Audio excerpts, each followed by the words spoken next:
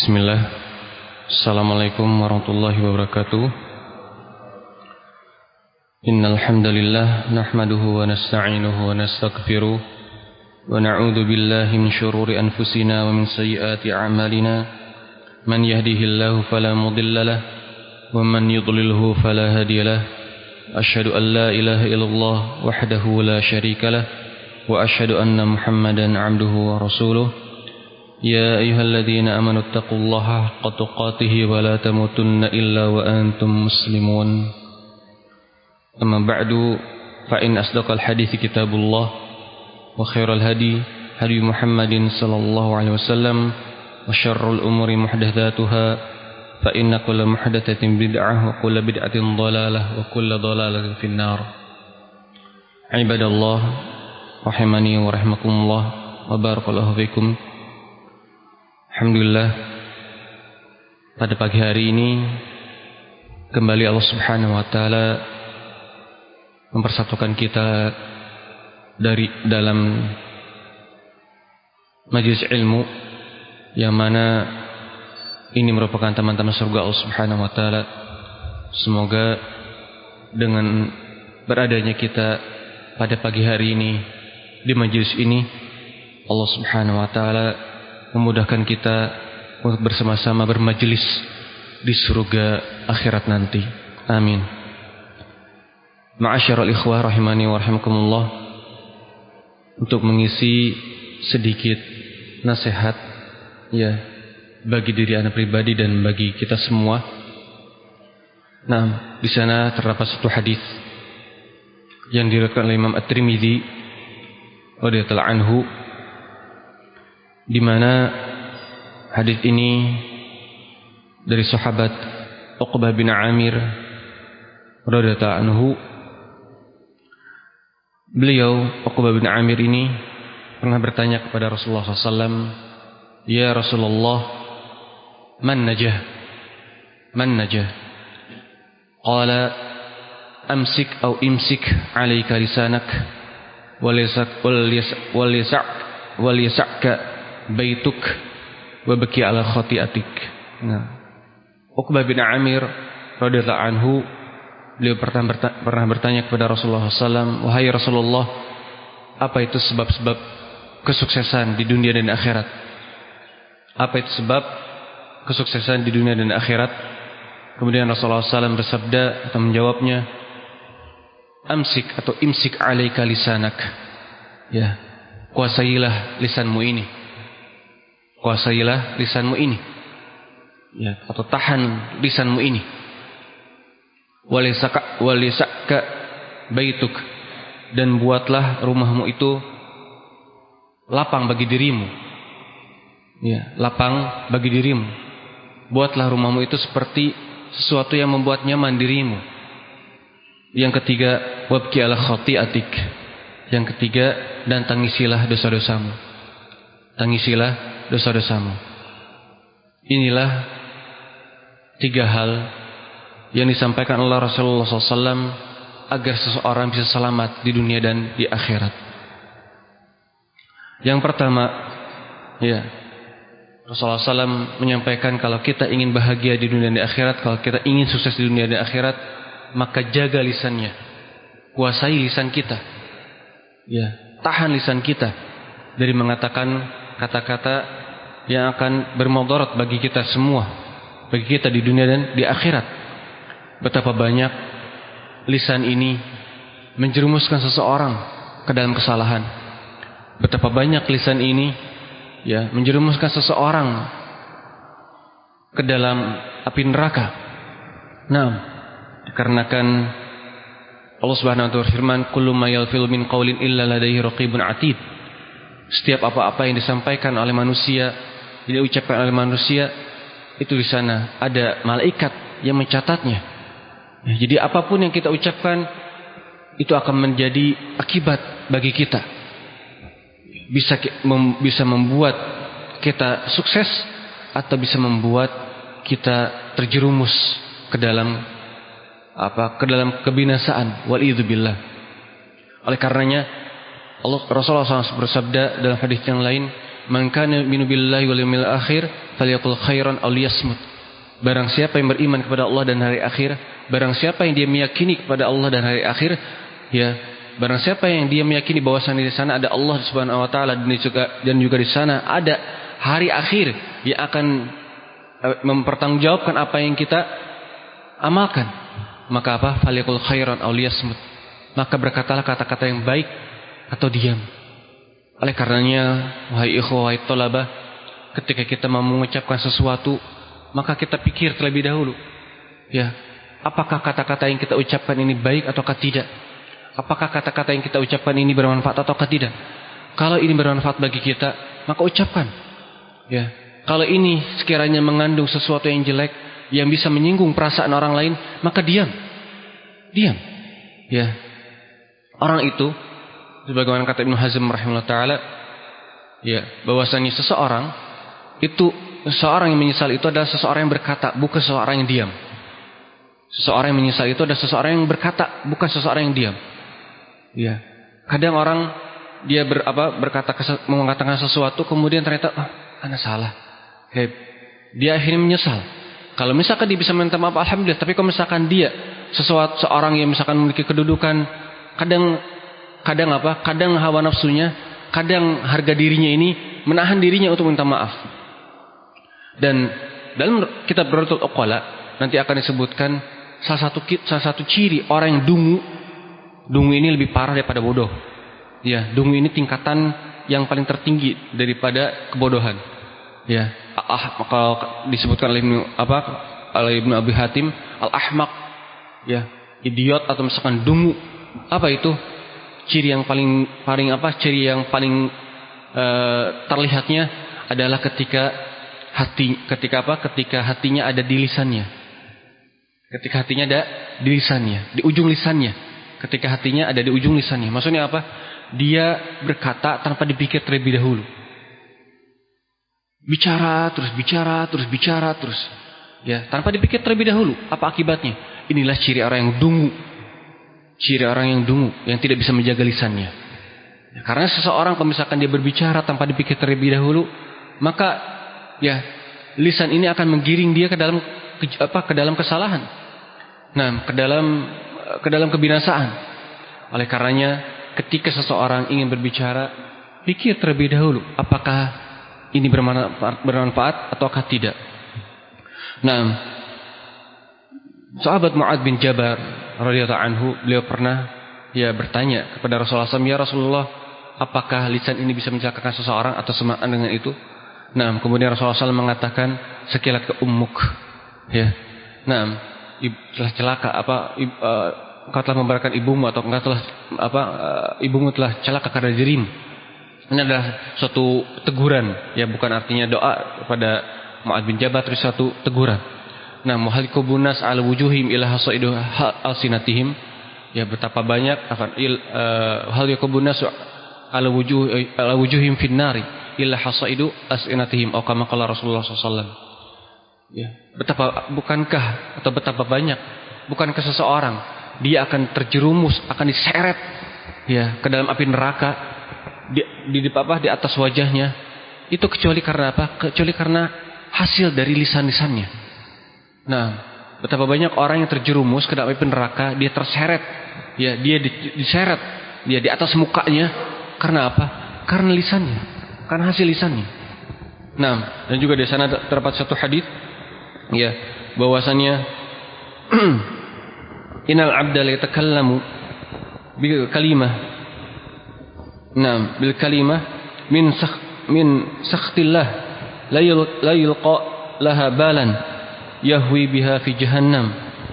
Nah, sesungguhnya seseorang dia berkata, dia dengan satu kalimat, dengan satu kata, ya, seseorang berkata, mengatakan sesuatu dengan satu kalimat, yang mana kalimat ini ada sesuatu yang dimurkai oleh Allah Subhanahu wa taala. Nah, dia mengucapkannya tidak dipikir terlebih dahulu, tapi ternyata akhirnya menjerumuskan dia ke dalam api neraka. Dan riwayat yang lain menjerumuskan dia sejauh timur dan barat. Dia mengatakan sesuatu yang dia tidak pikirkan awalnya, tapi ternyata kata-kata ini menjerumuskan dia ke dalam api neraka sejauh timur dan barat.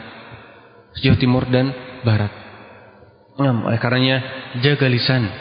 Jangan sampai membuat kita terjerumus ke dalam api neraka karena lisan-lisan kita. Zaman sekarang bukan hanya lisan saja, tapi apa? Chat. Chattingan kita. Jaga juga dikarenakan yang namanya kitabah sama kedudukannya dengan kalam. Taib. Karena kan tulisan itu sama dengan perkataan kita. Sekarang mungkin seseorang diam, tapi chatnya atau misalkan kata-katanya di pesan itu tidak bisa diam. Ngoceh sana ngoceh sini lewat WhatsApp atau lewat Telegram atau lewat yang medsos yang lainnya. Betapa banyak orang seperti ini. Dia diam, tapi jari jemarinya terus bergerak. Nah, ini pun masuk dalam hal ini. Jangan sampai jari jemarinya membuat dia terjerumus dalam api neraka. Oleh karenanya ketika kita mau mengirim sesuatu, faedah atau apapun, kita lihat, apakah faedah ini valid, apakah faedah ini benar, ataukah hoax, apakah bohong, apakah bohong. Betapa banyak berita-berita yang terdapat di medsos, tapi ternyata itu bohong, dusta. Nah, jaga lisan, jaga tangan, agar tidak menyampaikan hal-hal yang tidak bermanfaat atau hal-hal yang bisa mencap belah kaum muslimin, atau terutama waliyadzubillah yang bisa merendahkan para penguasa kita. Pemerintah kita jaga, jangan sampai kita mengucapkan kata-kata yang malah memudaratkan kita, bukan memudaratkan pemerintah. Nah, jangan kita sekali-kali mengumbar aib-aib mereka di depan halayak umum. Mereka adalah orang-orang yang pasti salah, dikarenakan mereka adalah manusia biasa. Ingat, kita hidup 1400 tahun lebih setelah Rasulullah SAW meninggal. Apabila dulu para ulama atau Ibnu Hatim Al-Busti, Ibnu Hibban, beliau menulis satu kitab yang mana beliau ketika itu prihatin dengan keadaan kaum muslimin pada abad keempat. Lalu bagaimana dengan keadaan kaum muslimin pada zaman kita, abad ke-15? Pasti lebih parah. Oleh karena kita harus lebih berlapang dada, harus bisa lebih mengerti keadaan kaum muslimin pada zaman sekarang, terutama pemerintah kita. Jaga lisan kita, jangan sampai lisan kita membuat mereka jangan sampai lisan kita itu membuat kita terjerumus dalam api neraka, sedangkan kesalahan mereka berkurang. Karena apa? Karena gibah yang kita ucapkan. Waliyadzubillah. Nah, jaga lisan. Baik. Kemudian yang kedua, walisaka baituk. Buatlah rumahmu itu menjadi kelapangan untuk dirimu. Menjadi kelapangan untuk dirimu. Bagaimana caranya? Dengan melakukan ketaatan-ketaatan di rumah kita. Nah, dengan melakukan ketaatan-ketaatan di rumah kita. Ketika kita isi rumah kita dengan ketaatan-ketaatan, maka itu akan membuat rumah kita nyaman bagi kita. Tapi kalau misalkan seseorang mengisi rumahnya dengan kemaksiatan demi kemaksiatan, maka akan membuat sempit rumahnya untuk dirinya. Mengapa? Dikarenakan malaikat, ketika seseorang melakukan ibadah di rumah, malaikat akan turun, malaikat rahmat akan turun, as-sakinah akan turun dalam rumah kita, ke dalam rumah kita. Dengan kita Dengan kita memperbanyak amalan di rumah kita. Sekarang pertanyaannya, sudahkah rumah kita bacakan Al-Quran? Terutama para keluarga, para aba nih. Apakah kita baca Al-Quran di dalam rumah kita sehingga membuat rumah kita lapang, sehingga membuat rumah kita tidak seperti kuburan? Dikarenakan Rasulullah SAW melarang rumah kita agar seperti kuburan. Kalau kuburan tidak boleh di sana. Kalau kuburan tidak dibacakan padanya ayat Al-Quran. Nah, apakah rumah kita sudah seperti kuburan yang tidak pernah dibacakan ayat Al-Quran? Dan juga apakah kita tidak laksanakan sholat-sholat sunnah di sana? Apakah kita tidak pernah melakukan ketaatan-ketaatan yang Allah Subhanahu wa Ta'ala perintahkan di rumah? Nah, kalau misalkan tidak, berarti itulah mungkin sumber bencana kita dalam rumah tangga kita. Kita membuat rumah kita itu sempit sehingga ketika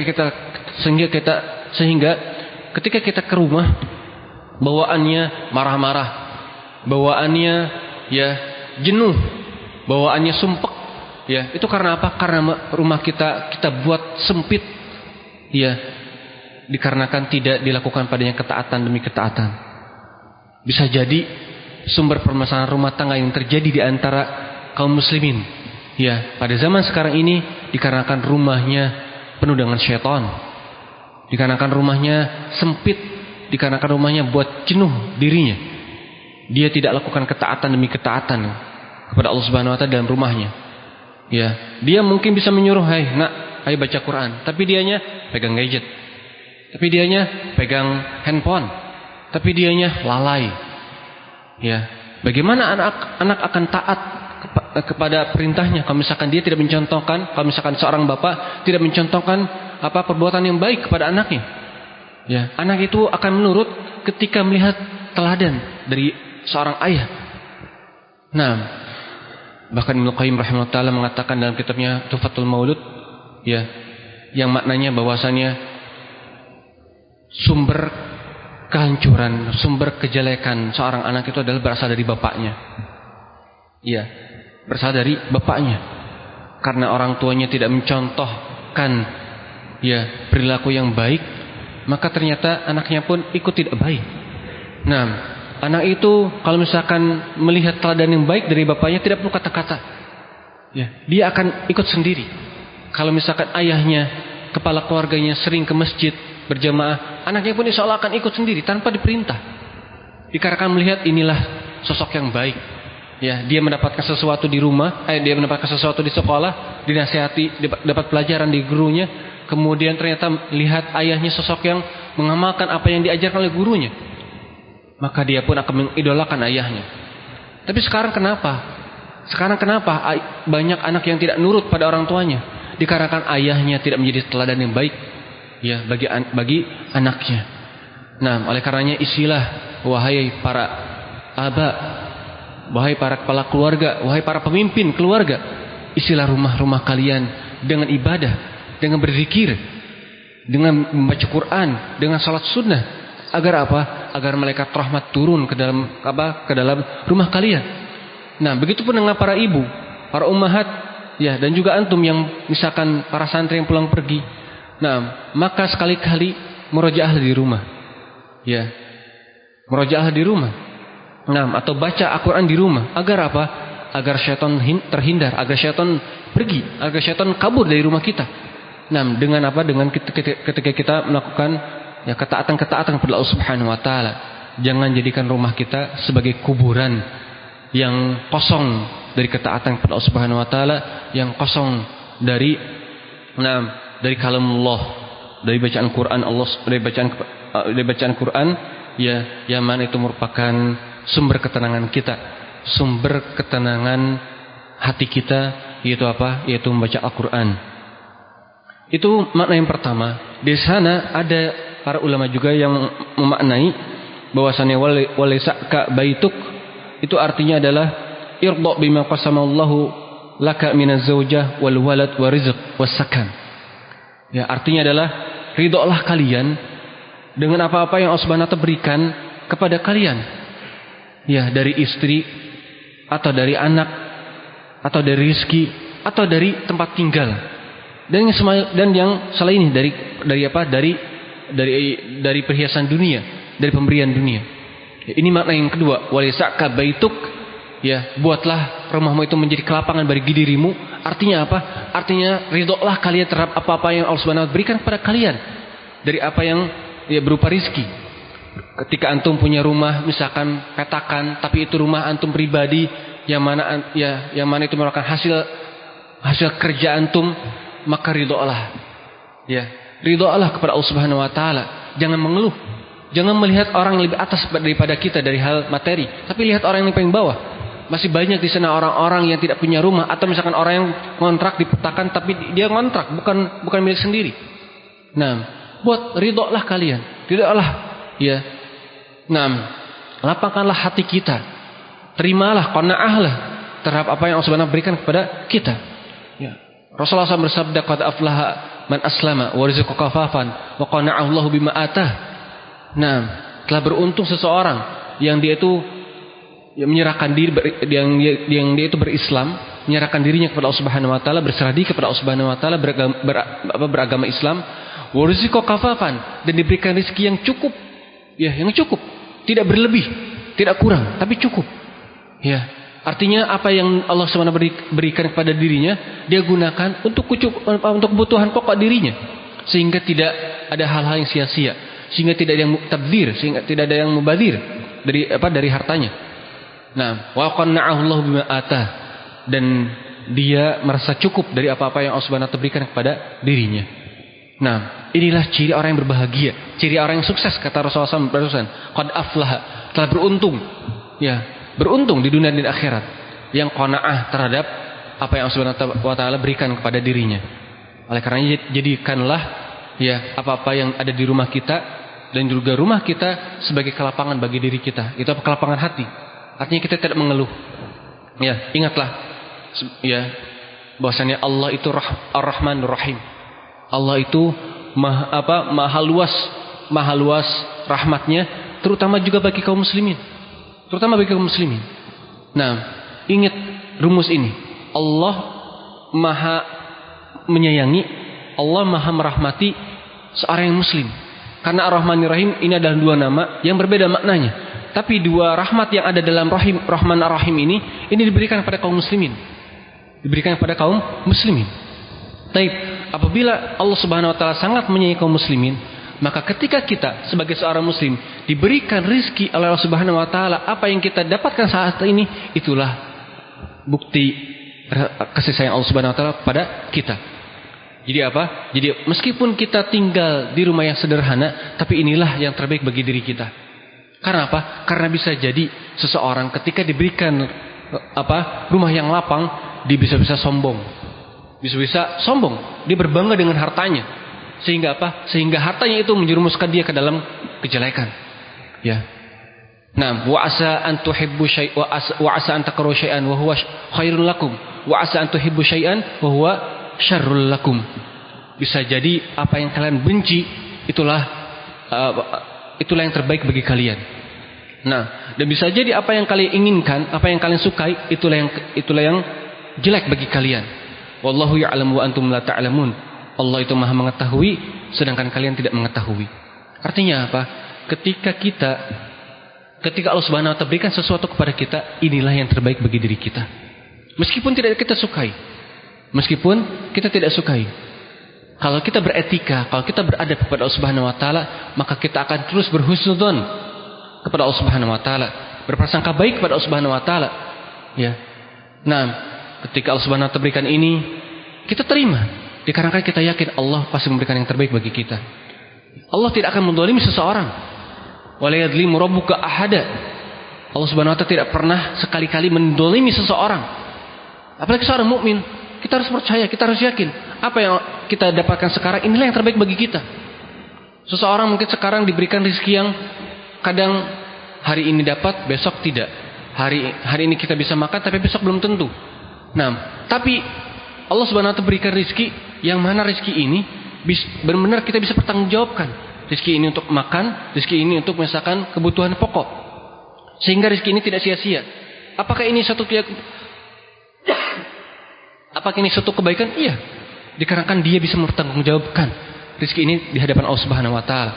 Tapi ketika dia diberikan rezeki yang lebih daripada itu, apakah dia bisa mempertanggungjawabkan rezeki ini di hadapan Allah Subhanahu wa taala kemudian hari? Ya. Apakah dia bisa mempertanggungjawabkan rezeki ini, rezeki yang lapang ini, rezeki yang luas ini di hadapan Allah Subhanahu wa taala? Bisa jadi tidak. Bisa jadi dengan rezeki yang lapang ini dia malah berbangga diri, dia malah merendahkan orang lain. Ya, ketika seseorang diberikan rezeki yang lapang, rumahnya besar, ya memiliki mobil 2 atau 3, apakah dia bisa menjaga hatinya untuk tidak sombong? Apakah dia bisa menjaga hatinya untuk tidak berbangga diri? Ya, kemungkinan besar sulit. Kemungkinan besar sulit. Karena sifat seseorang itu ingin berbangga diri. Ya, sebagaimana dalam surat Al-Hadid, ya, i'lamu annamal hayatud dunya la'ibu wa lahu wa zinatu wa tafakhurun bainakum. Ya, wa takatsurun fil amwali wal aulad. Ketahuilah, sesungguhnya yang kehidupan dunia ini, ya, i'lamu annamal hayatud dunya la'ib, bermain-main, walahun, ya, bersenda gurau, tempat bersenda gurau, walahun wazinah, perhiasan, wa tafakhurum bainakum, dan kehidupan yang selalu membanggakan satu sama lain di antara kalian. Wa takatsurum fil amwali wal aulad, dan kehidupan yang ingin membuat seseorang itu berbanyak-banyak dalam hal harta dan juga dalam anak. Ya, dengan anak kebanyakan orang berbangga diri. Taib. Kebanyakan orang tua, ya, sekarang mereka ketika menyekolahkan anaknya, ya, sampai ke sekolah tinggi, sampai S1, S2 atau S3. Tujuannya untuk apa? Salah satunya agar membuktikan dirinya itu, agar membuktikan bahwa anaknya sukses. Agar ketika nanti kumpul keluarga, ketika Idul Fitri, ya, agar ketika nanti Idul Fitri kumpul, kemudian ini anak saya sudah jadi dokter, ini anak saya, ya, sudah sarjana, ini anak saya demikian dan demikian. Itu kan, itu kebanyakan orang tua seperti itu. Dan malu ketika misalkan ini anak saya di pesantren. Malu. Kebanyakan orang tua yang umum malu ketika mengatakan anak ini seperti ini. Padahal ketika anaknya di pesantren, subhanallah, ya, ini dia telah menempatkan anaknya berada di tempat yang terbaik di dunia ini. Ya. Betapa banyak orang kaum muslimin yang kalau misalkan ditanya, "Pak, anaknya ingin bagaimana?" Ya, pasti jawabannya, "Anak saya ingin menjadi anak yang soleh." Ya. Banyak orang tua seperti itu. Ya, ingin anaknya itu menjadi anak yang soleh. 99% mungkin kaum muslimin ingin anaknya itu menjadi anak yang soleh. Meskipun ayahnya itu preman, meskipun ayahnya itu misalkan tukang maksiat, tapi ingin anaknya itu anak yang menjadi anak yang soleh. Tapi betapa banyak dari 90% atau 99% ini kaum muslimin atau bapak yang omongannya itu hanya khayalan. Ucapannya itu hanya khayalan. Apa khayalan? Dia ingin anaknya soleh, tapi dia tidak mendidik anaknya dalam kesolehan. Dia tidak mau mendidik anaknya dalam kesolehan. Dia tidak mau mengajarkan ilmu agama. Dia tidak mau mengantarkan anaknya ke tempat belajar untuk mendalami ilmu agama. Ya, lihat, anak yang soleh tapi menjadi misalkan ya, dikuliahkan di tempat-tempat yang mana di sana terdapat ikhtilat, terdapat pemikiran-pemikiran yang salah. Ya, nah, betapa banyak orang tua seperti itu, ingin anaknya soleh, tapi tidak berusaha untuk menjadi, tidak mengusahakan anaknya untuk menjadi soleh. Maka itu menjadi suatu khayalan, ya, suatu tamanni, ya, suatu ya angan-angan saja. Ingin berangan-angan anaknya menjadi anak yang soleh, tapi dia ini tidak mau berusaha menjadikan anaknya soleh. Nah, seseorang ketika menempatkan anaknya di pondok, itu merupakan usaha dia untuk menjadikan anaknya menjadi anak yang soleh. Maka berbanggalah ya, wahai ikhwah, wahai para bapak, ketika anak kita bisa menghafalkan Al-Quran, ketika anak kita bersekolah di tempat-tempat yang dimana mereka belajar ilmu agama. Dikarenakan ya, ketika antum menempatkan anak antum di pondok-pondok pesantren, maka ketika antum bekerja, antum pun dapat pahala mereka beribadah di pesantren. Kenapa? Adalul khair kafa'ilihi. Dikarenakan orang yang menunjukkan menunjukkan kebaikan pada seseorang, maka dia akan mendapatkan pahala seperti orang yang melakukannya.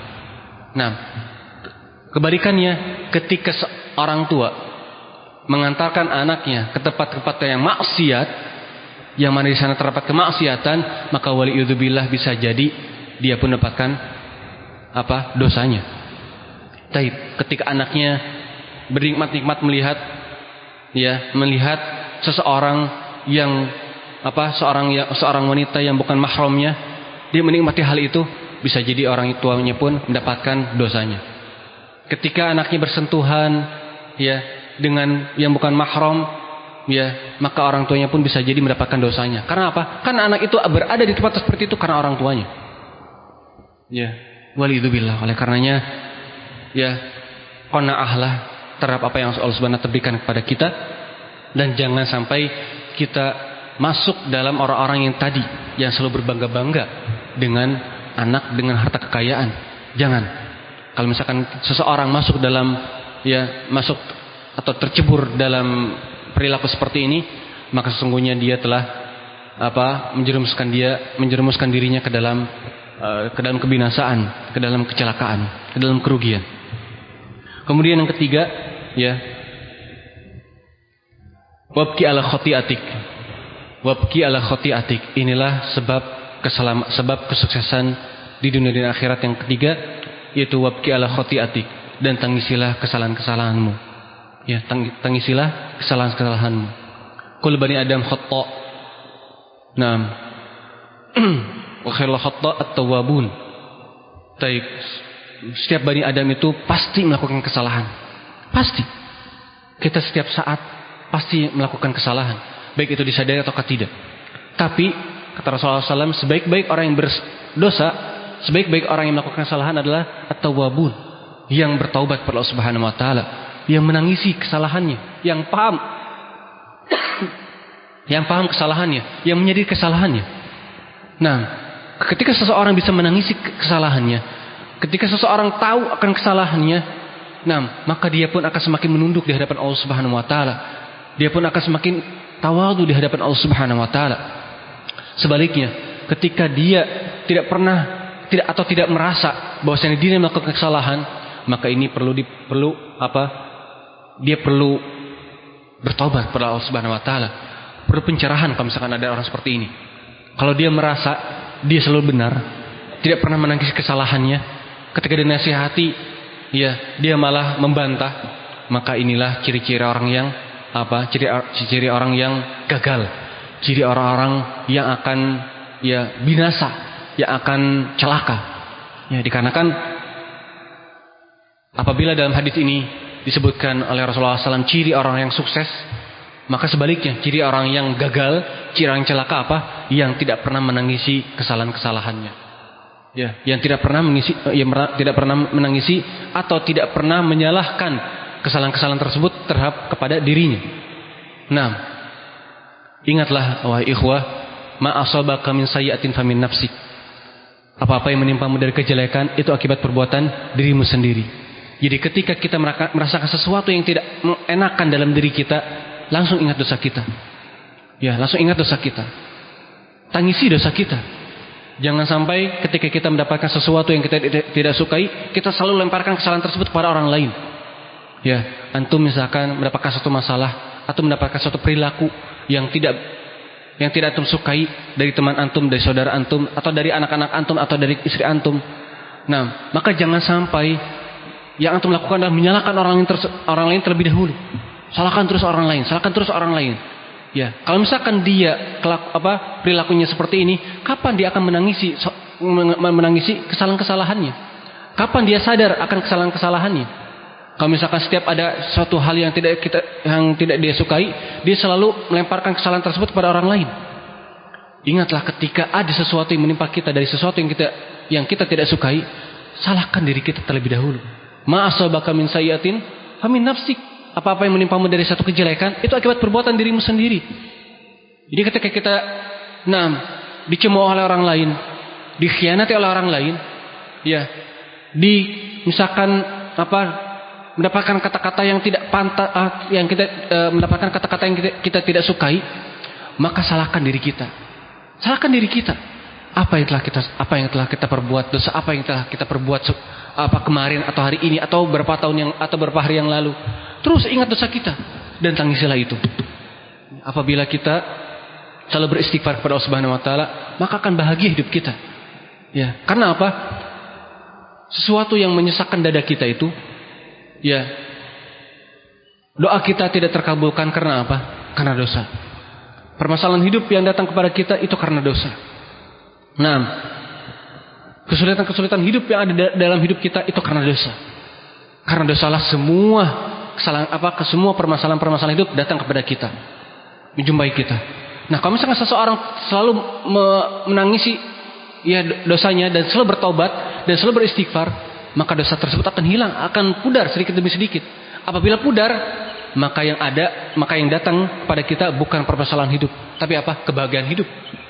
Kebahagiaan hidup. Dan nanti ketika di akhirat, dosa-dosa kita sudah bersih. Karena apa? Karena kita selalu beristighfar, karena kita selalu bertobat, karena kita selalu menangisi dosa-dosa kita. Tapi seseorang yang selalu menyalahkan orang lain, yang selalu bersuudzon kepada orang lain. Kapan dia akan memperbaiki diri? Kapan dia akan berintrospeksi diri? Kapan dia akan bermuhasabah?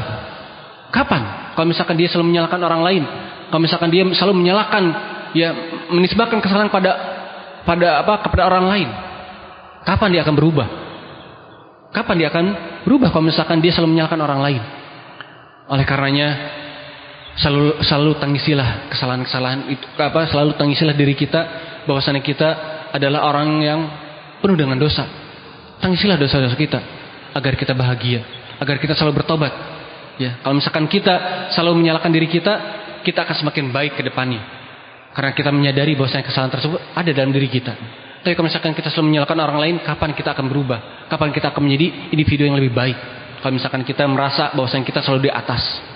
Ya, seorang muslim yang beriman, seorang muslim yang ingin sukses di dunia dan di akhirat, itu seseorang yang senantiasa menyalahkan dirinya dan senantiasa menganggap dirinya adalah orang yang berdosa, kepada manusia atau misalkan kepada orang lain, kepada Allah Subhanahu wa taala, sehingga hatinya akan lunak, hatinya tidak akan keras. Dan apabila dia selalu menangisi kesalahan-kesalahannya, dan selalu bertobat kepada Allah Subhanahu wa taala, maka niscaya Allah Subhanahu wa taala akan tempatkan dia di surga Allah Subhanahu wa taala. Kenapa? Dikarenakan dia ketika berhadapan dengan Allah Subhanahu wa taala, dosa-dosanya sudah terampuni. Dosa-dosanya sudah terampuni karena banyak yang bertobat, banyak yang menangisi dosa-dosa yang telah dia lakukan. Wallahu taala alam, mungkin itu yang bisa disampaikan pada majelis kita kali ini. Semoga nasihat ini bermanfaat bagi diri kita semua. Apabila kita ingin sukses, apabila kita ingin selamat di dunia akhirat, maka jagalah lisan kita. Kemudian buatlah rumah kita menjadi suatu kelapangan bagi kita dengan melakukan ibadah dan juga dengan qanaah dari apa yang Allah Subhanahu wa taala berikan kepada kita. Ridho kepada apa yang Allah Subhanahu wa taala berikan kepada kita. Dan juga tangisilah dosa-dosa kita. Tangisilah dosa-dosa kita, berbanyaklah beristighfar kepada Allah Subhanahu wa taala, berbanyaklah bertobat kepada Allah Subhanahu wa taala. Sedikit terakhir terlupakan satu ayat yang penting. Apabila kita banyak beristighfar kepada Allah Subhanahu wa taala, maka Allah Subhanahu wa taala wa yumditkum bi amwali wal banat. Allah Subhanahu wa taala akan memperpanjang, akan menambah rezeki kita, harta-harta kita dan juga anak-anak kita. Kalau kita banyak beristighfar, kalau kita banyak-banyak menangisi kesalahan-kesalahan kita, maka kalau misalkan kita bisa menangisi kesalahan-kesalahan kita, bisa beristighfar kepada Allah Subhanahu wa taala, maka rezeki akan terus mengalir dan anak-anak pun akan terus bertambah di sisi kita. Sebaliknya, kalau misalkan seseorang tidak pernah beristighfar, tidak pernah menangisi dosa-dosanya, maka kemungkinan rezekinya akan tersendat dan juga bisa jadi seseorang ketika tidak memiliki keturunan sebabnya karena dosa-dosa yang pernah dia lakukan sebelumnya, yang dia belum pernah beristighfar, yang dia belum pernah menangisi kesalahan tersebut, dia belum bertobat dari kesalahannya di masa lalu. Wallahu taala alam. Semoga bermanfaat apa yang kita pelajari pada majelis ini. Apabila ada kesalahan, ana mohon maaf. Mohon maaf itu akibat kekurangan yang ada pada diri anak pribadi dan juga dari syaitan. Dan apabila ada manfaat, itu datangnya dari Allah Subhanahu wa taala, dan bersyukurlah kepada Allah Subhanahu wa taala. Wallahu ta'ala subhanaka wa bihamdik asyhadu an la ilaha illa anta astaghfiruka wa atubu ilaik. Wassalamualaikum warahmatullahi wabarakatuh.